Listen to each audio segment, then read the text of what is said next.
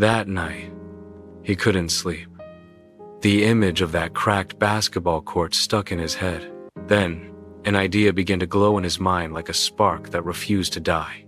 The next morning, Ethan went to his father's office. "Dad," he began, "what happens to old buildings when nobody fixes them?"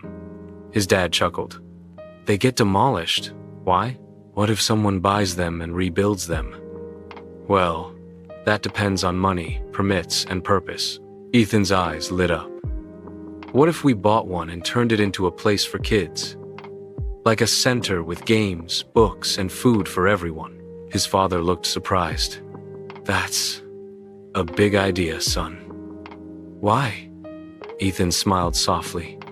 "Because my friends deserve something good too." With his father's help, Ethan set up a small charity called the Bright Hearts Project.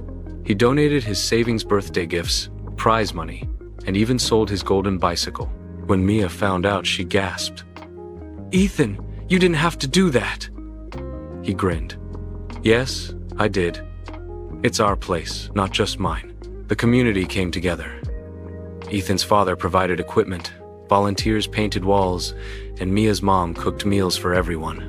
Ethan worked side by side with everyone, painting, cleaning, and learning what teamwork really meant. For the first time, Ethan's fancy clothes were covered in dust and sweat, and he'd never been prouder.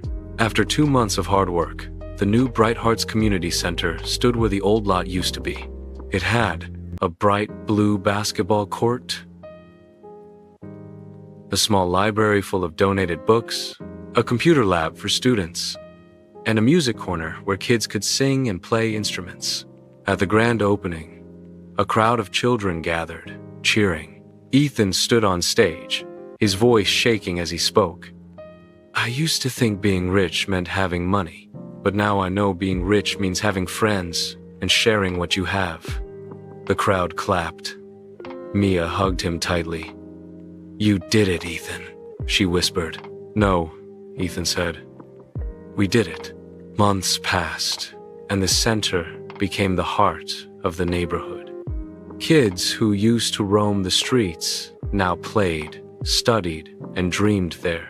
But one winter morning, Ethan got shocking news. His father's company went bankrupt.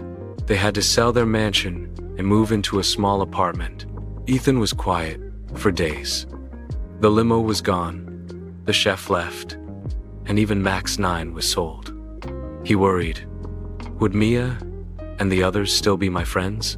Or was I just the rich kid they liked being around? The next day, Ethan went to the community center wearing simple clothes. When he entered, everyone cheered. "Ethan's here? Hey, come shoot hoops with us." Mia walked over, handing him a sandwich. "We made lunch. You hungry?" Ethan looked puzzled. You don't care that I'm not rich anymore?" Mia raised an eyebrow. "You think friendship has a price tag?" Then she grinned. "Besides, now you can finally join the Poor Man's Sandwich Club full-time."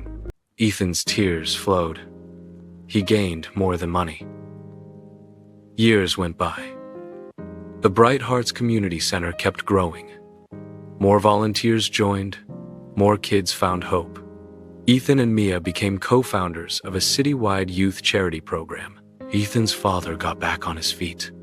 But this time, their family lived modestly, choosing to give more than they kept. Whenever people asked Ethan what changed his life, he always smiled and said, "A peanut butter sandwich and a few real friends." 10 years later, a little boy stood outside the community center, staring at a mural painted on the wall.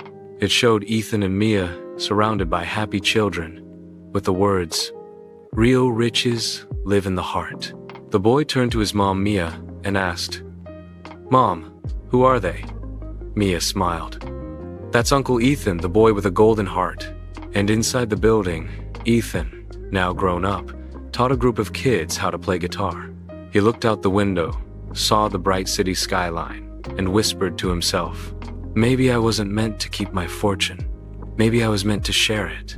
And with that, the laughter of children filled the air, just like it had the very first day. True wealth isn't measured by money, cars, or mansions.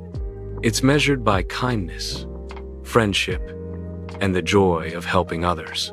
When you share what you have, your time, love, or even a